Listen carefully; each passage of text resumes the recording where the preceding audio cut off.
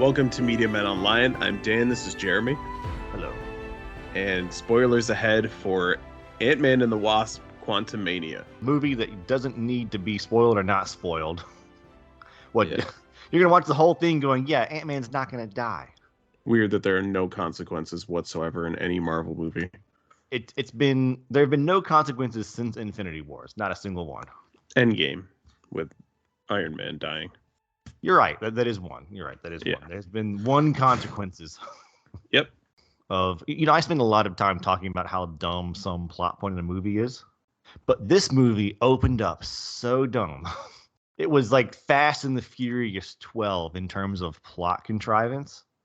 The first half of the movie was just like a cavalcade of Rick and Morty aliens, and I thought those were actually pretty well done. It's like CGI, but it's a reason for CGI. They're not like CGIing Thor's hair just to avoid the cost of hairspray. CGI was extremely noticeable early on. It was horrible. It was like a fucking Disney World set in the when they first get there and they're walking around. It was pretty brutal. It's like, how the fuck does this movie cost $300 million or whatever it cost to make? I gotta get those numbers. I thought the CGI was better than like most of the previous ones, but maybe that's just because like I was ready for like the Roblox world when they went in there. Yeah, the Thor CGI was really bad too, but this movie is the exact same as Thor 4. Interesting villain. I mean, his face was really stupid. The synopsis, the very shaky synopsis: Scott Lang and Hope Van Dyne, along with Hank Pym and Janet Van Dyne, explore the quantum realm where they interact with strange creatures and embark on an adventure that goes beyond the limits of what they thought was possible. Really? In the last movie, they save the mother from the quantum realm, so they kind of know it's possible. They're not in the quantum realm. Okay, this is stupid. There's no way that the multiverse aliens like caught Kang and said, "Okay, here's what we're gonna do. We're gonna shrink him down and put him in Ant-Man's basement." Yeah. No, they didn't go to the quantum zone. I don't know why I think they just shoved quantum in there because they mentioned it in like the first movie. Uh-huh. And they wanted a movie to intro Kang. That's how Kang is in the quantum zone on his table where his daughter is making a quantum laser. And Kang apparently is going to be the next Thanos. Like, he's the major villain for all the movies coming out. So, and I thought Kang was pretty good. He was the best part of the movie easily. He's decent. Yeah, I liked him. I didn't enjoy the fact that the entire plot runs on his ship having everyone who touches it reads my memories. In the quantum zone, there's people who aren't people, but they look just like us because they couldn't get Bill Murray to wear any makeup. It was too expensive. And it also has like 3 of every alien imaginable, like not enough for a civilization to have any genetic diversity. What was that place that the Hulk and Thor got thrown into where Jeff Goldblum was like running the Coliseum? Yeah. They get thrown into basically one of those with less actors and more CGI. Yeah, it's just every single race that was down there has the main character of that race has a daughter who created a thing in between protesting and sucked him into the quantum realm. So stupid. I'm going to make a lot of comparisons to Thor 4 in this movie because it's just a reskinned version of Thor 4. I don't even think it's similar to Thor 4. Too many characters, right? With the same powers. Too many people who they're trying to focus the attention on, right? Which that thus takes away from the main character, who is the title character of the movie. I feel like if the movie was just called Quantumania, you probably could have got away without me bitching about it. But it's called Ant-Man and the Wasp: Quantumania. And I get, yes, Michael Douglas is also Ant-Man. Or Janet Van Dyne. He's not Ant-Man in this movie. He's a pilot. He kind of is. He brings all the ants at the end. He does bring Ant-Man versus Ant-Man. Yeah. When this movie kicked off and Paul Rudd was in the beginning and he's, doing his little thing where he's got a book that's coming out and all this stuff. Yeah, he's having a Spider-Man 3 walk and talk. Yes. I'm like, wow, this guy could really carry a movie. Let's make sure he doesn't carry this movie. So let's say your hero was the Ant-Man, right? Yeah. And he wrote a novel, like a full adult autobiography. Yeah. Would you then, as an 8-year-old, sit at a book reading? I found that really weird. Yeah, do you read like the last chapter of a book though? Did he read the whole book? I'm thinking he did. That's what they do at those, right? I don't know what I was hoping for in an Ant-Man movie because the first one was okay, and then the second one.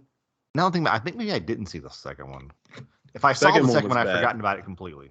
These sets up until the laser house, the sets seemed like a mid 90s Star Trek episode. Mm-hmm. Yes. Like that's how brutally bad they were. Or is that amazing? Yeah, so amazing. So the way that they enter the quantum realm is that Paul Rudd's daughter is a super genius who builds a portal to the quantum realm, but also has enough time to protest whatever the hell she was protesting. You know, school and then jail and protesting, and Yeah. also making a quantum laser with her dad, with Easy. her grandfather. Now, let me ask you a question: if Stephen Hawking and Stephen Hawking's niece worked together to create a space laser, would you think it was Stephen Hawking's niece, or would you think that just Stephen Hawking did that? If it was pre-2010, Stephen Hawking, but if it was after, then it would be the niece. And not to mention, the girl, the daughter, is not related to Hank Pym, Hope Van Dyne, or Janet Van Dyne in the slightest. So none of this is genetic. She's the daughter of a guy who's a criminal who lucked into the position and also a mega genius now. Oh, just by that's right, because he isn't related. That's right, because in the first movie, the original Ant-Man decided to like do that weird thing where he found some random criminal who got caught stealing to hopefully not get caught stealing stuff this time, but then he did get caught stealing. Yes, the only people that are related are Paul Rudd and his daughter, and then Michael Douglas, his wife, and Hope is their daughter. And the connection between them is they're dating, Paul Rudd and Hope Van Dyne. She's just by proxy. Just, you know how when you stand next to Stephen Hawking, you can all of a sudden just like ace all your tests. Mm-hmm. It's like that. Yeah, well, she's known him for like what, like 12 months? Yeah. I guess she was like I guess they would have been like hanging out a lot during the blink, right? Because they were gone for 3 years. They were in the quantum realm or some bullshit during the blink. Ant-Man was? Yeah. No, Ant-Man wasn't in the quantum zone. Yeah, at the end of Ant-Man 2, they go into the back of the bus, or I can't remember exactly, but they go into the back of the thing and they're in this portal while the blink happens, so none of them get blinked away. And then he pops back and sees that the world's changed. Wait, if he's been in the quantum zone, why didn't he know about Kang? I have no idea. So I want to ask you a question about the flying face thing. Now, when I watched the movie, I thought they were just like trying to be funny, but then I found out later that's an actual comic book character. Yeah. Just a flying face with tiny little arms and legs. Yeah. That's like MODOK. To picture this, imagine if you took the head off a Lego man and drew a face on the Lego man on the torso. That's this thing. But it's not like a face to proportion of the torso. It's like a weird stretched out version of Daryl's face. And like terribly CGI'd. It looks really bad. That CGI is intentionally bad. Like it's supposed to be funny. In my head, the people who are doing it are laughing the whole time they do it. Uh-huh. Just clicking the whole time. Like they spent a good 7 months just thinking this is hilarious. Just giggling to themselves the whole time. That CGI room was Daryl and like 3 nerds, and they were just stoned out of their mind giggling with their inside jokes. Just thinking they're funny. The movie is not funny. No, it's not. There's a couple little chuckle parts. It's like dumb jokes, which I love. So the only instance of Darren Cross being MODOK is in the MCU. This is also a character that was changed just to fit with this story. And Darren is the guy who was the villain in the first one. Is MODOK like someone that works for Klang? No, it's completely separate. So there, in the comic books, there's something called AIM, which is like advanced. Is MODOK a quantum character? Oh, this is all just new. Like they're taking stuff from the comics, twisting it and pushing it out to fit this. Advanced idea mechanics. So or George Tarleton's the original character. He was doing experiments on himself, and it kind of warped him into this because he was, trying to keep up with the heroes and shit. So MODOK being in the quantum zone working for Klang would be like Superman being in the Asgard realm with Catwoman helping him out. Yeah, pretty much. Got it. This has been Media Men dumbing the comic books down, but not as much as Marvel did. Yeah. Trying to make sense of Marvel's bullshit. Why are they? I don't understand. Like, there's at least like 20,000 comic books that have been made and printed. And out of all of them, they couldn't find one that had a better story than what they just like decided to shit out.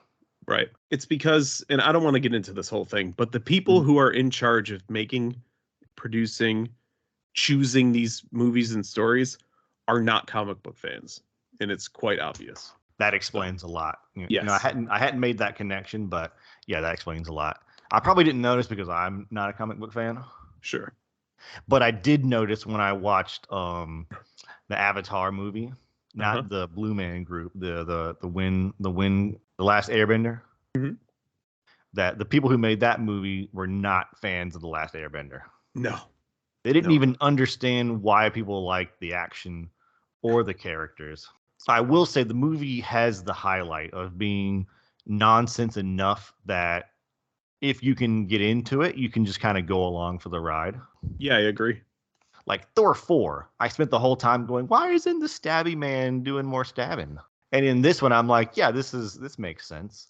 They got sucked into the Rick and Mortyverse. They met a goo man with a house friend, and then they went and kicked some Kang ass. Why wouldn't you put wings on Scott's suit? Like, the wings seem real useful. And why doesn't the Wasp ever get big? She doesn't have the ability. It's just a suit, though. Like, it's not like he's in the gym, like exercising his big muscle, like a inflamed prostate or something. It's like it's just a suit. Does Ant-Man gain mass when he shrinks and grows, or what? Supposed to be when he's small. He's supposed to still be the same density and everything as when he's normal size. That's why he can still knock people out when he's the size of an ant. So when he's big, I don't think he gains any strength or mass or anything. So that means that Paul Rudd in his normal form can kick down a fence, can kick down a giant stone wall. I guess. Yeah, because in the first one they had that big fight on the train set. I'm pretty sure a train set can't hold two grown men rolling around on it. Right. Because especially when one of them brought Also, Hank carries around a tank on a keychain. Interesting. And an ant carries him. Is that ant strong enough to carry a human being? No. Was it a giant ant he shrunk down? Did he grow a big ant that can hold a person and then shrink it down? The riot at the end was pretty decent. Like when everything's all breaking down and people are just going nuts. It's like it's time for everyone to rise up against Kang, that kind of deal. But they all bitched out as soon as Kang got his laser on. Yeah. I didn't like that. I'm like, I thought the whole thing was to be like Viva La Revolution, not everyone show up and then leave anyway. It doesn't matter. Yeah. You should have just watched Ant-Man stomp everyone out anyway. Pretty solid rampage at the end by Giant Man. I had a brief moment of Giant Ant-Man. He's called Ant-Man / Giant Man. Well, that's not as good as Gant-Man. I mean, why not just call him Giant Man? Like 2 hyphens. Giant Man. Okay, that's even better. You're on the team.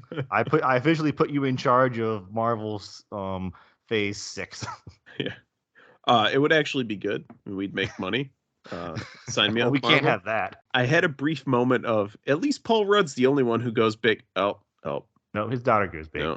No. She doesn't do anything. She just like stops and they have a conversation while they're big. I'm like, don't you have like lives to save? Like people are dying right now. Nobody feels special in this universe. Nobody. Yes. Yeah, there's also a moment when the daughter goes big as well. And he says, and I quote, "It feels like I'm hugging Godzilla." He's the same size. Yeah, the same size. Yeah, you're right. So it'd be feeling like you'd be hugging, your daughter. Unless he's just saying she's a scaly bitch and needs to moisturize, then I take it back. You get a 1v1 with Ant-Man and the Wasp versus Kang, and there are no consequences again because did you stick around for the post-credit scene? No, I didn't. So at the end of the post-credit scene, so Kang actually does die at the end. At the end of the No, he post-credit doesn't. scene, they show that there are conservatively at least 100 more Kangs from different timelines, all having like a meeting, Star Wars style, like a What's up? consulate. Just terrible. They're gonna show up like the Clone Wars. Yeah, so no consequences because first of all, it looks like Ant-Man and the Wasp are going to be left in the quantum realm. That doesn't happen. They go from, oh no, they're stuck, to immediately just reactivating the thing to bring him back. And then you're like, oh shit, Kang actually died? Oh no, 100 more of them. So nothing happened in this movie. I'm gonna give it a 5 out of 10. And for all the praising you did Mhm. versus all the shitting on it I did, I gave it a No. 5.1. So The green screen is pretty rough.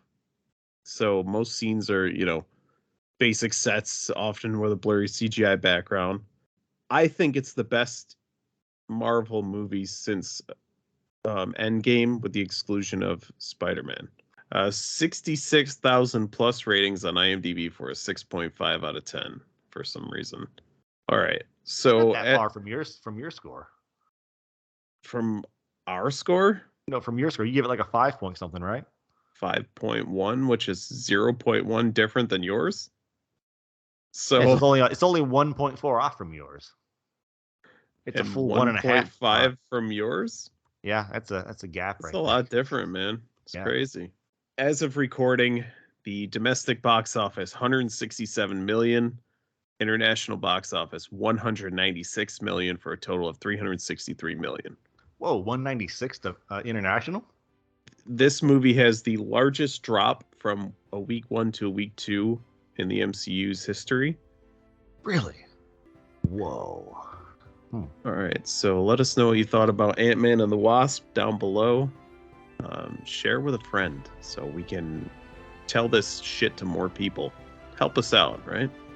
I don't know what's coming next. We got movies, maybe Cocaine Bear. That one came out this week, but we'll see. So on that note, we will catch you guys later. Goodbye.